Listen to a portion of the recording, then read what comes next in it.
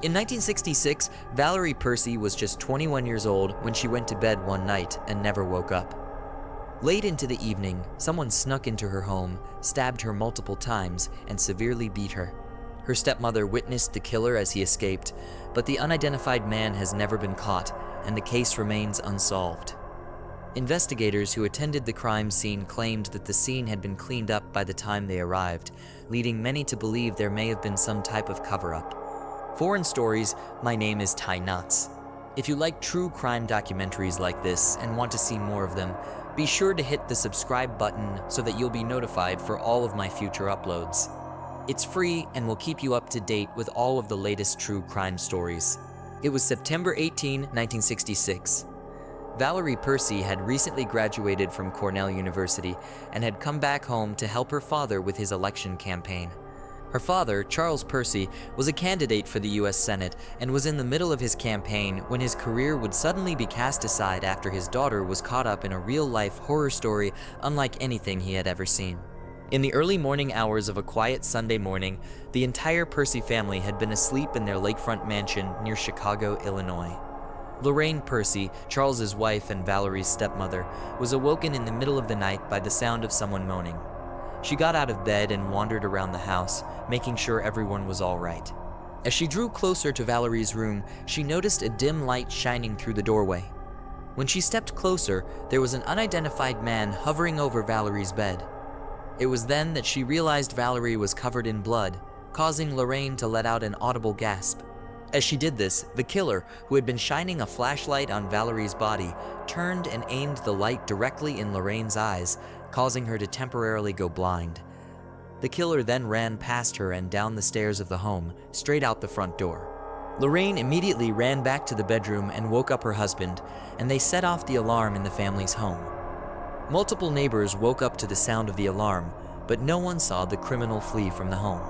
Lorraine was the only person who managed to get a good look at the intruder, though because she'd been blinded at the most important moment of the crime, she could only provide vague details of what the man looked like. She knew that he was wearing a checkered shirt, had dark hair, and was around 5'8", but beyond this, she couldn't give crime scene investigators any further clues about the man's description. From the very beginning of the investigation, crime scene investigators couldn't understand why the crime had even been committed. Nothing had been stolen from the home, nothing had been broken or tampered with, and the position of Valerie's body didn't indicate that she'd woken up in the midst of a robbery either. It appeared as though the attack was targeted specifically at Valerie, as she'd been the only one harmed, and the killer had run directly past her stepmother without so much as laying a hand on her. Judging from the wounds that Valerie had received, investigators determined that she'd been attacked while she was sound asleep. She had then been repeatedly stabbed to finish the job. The crime would have taken just a matter of seconds.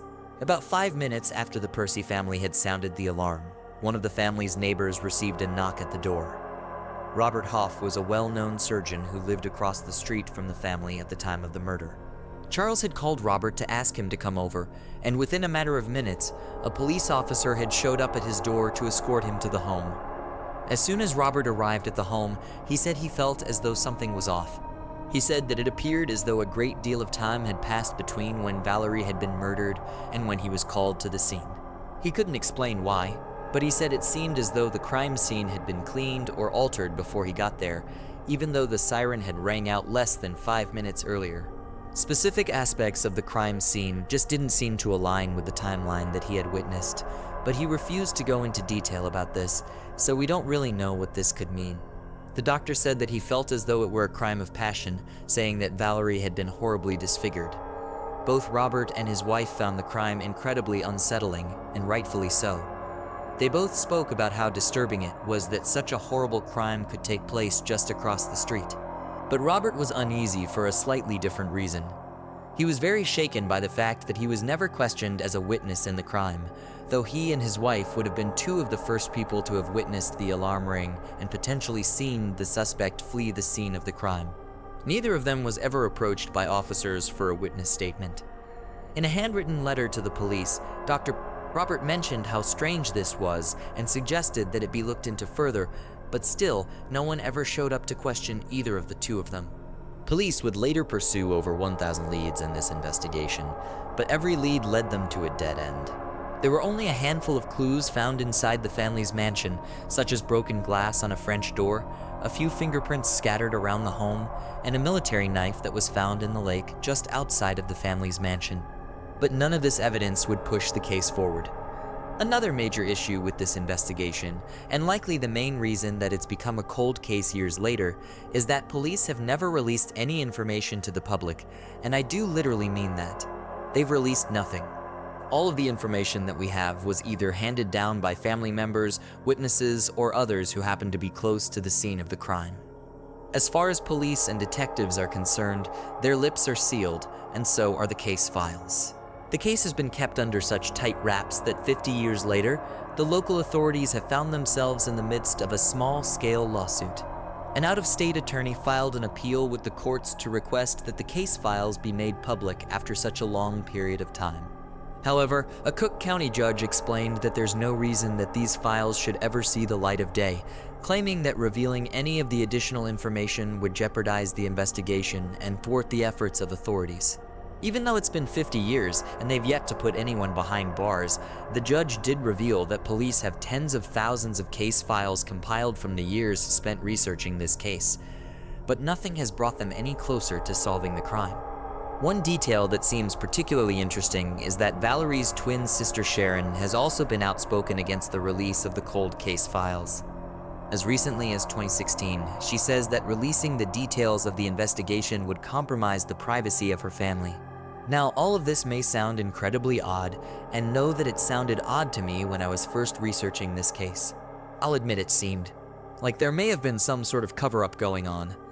But the deeper you dig into this case, the easier it is to realize that even 50 years later, the police really are doing all that they can to see this case solved. Because in 2014, Cook County set up a dedicated task force to specifically solve this case. They were also able to get the help of FBI special agents to keep the case moving forward. A forensic expert was also assigned to the case back in 2000 to conduct further research on some of the evidence that detectives pulled from the crime scene. One thing we have to keep in mind is that at the time of the crime, the small community of North Shore, the area where the crime took place, only had around 3,000 residents living there. The police task force simply wasn't equipped to handle such a large-scale investigation. Because of this, just 11 days after the murder took place, the case was handed off to the Illinois State Police, who worked on the case daily from 1966 to 1969. From that point on, it was considered somewhat of a cold case, as the team had exhausted all of their leads, and only a few new tips rolled in each year. It would be 2002 when the case was given back to the North Shore community, and virtually no progress has been made since then. We don't specifically know why officers are having such a difficult time solving this case. After all, they managed to find fingerprints of the killer, and they may have even found the murder weapon near the family's home in the lake. But still, for some reason, the killer has evaded justice for all this time. And as time rolls on, it's becoming more and more likely that the perpetrator may never be caught. In all reality, the killer may be dead by now. But that doesn't mean that the family doesn't still deserve justice for what happened to Valerie Percy. So I wanted to end this video on a much lighter note, and thank you guys for all of your kind words and prayers for my dad while he's been in the hospital. He was finally able to check out of the hospital yesterday, and he's now at home on medications, and he's doing remarkably well. So far, he's been fighting this illness for about a year now, so it'll take time before we know for sure if he's truly better after all of this. But it's been incredibly encouraging to hear from you all, and I can't explain to you how much all of us appreciate it.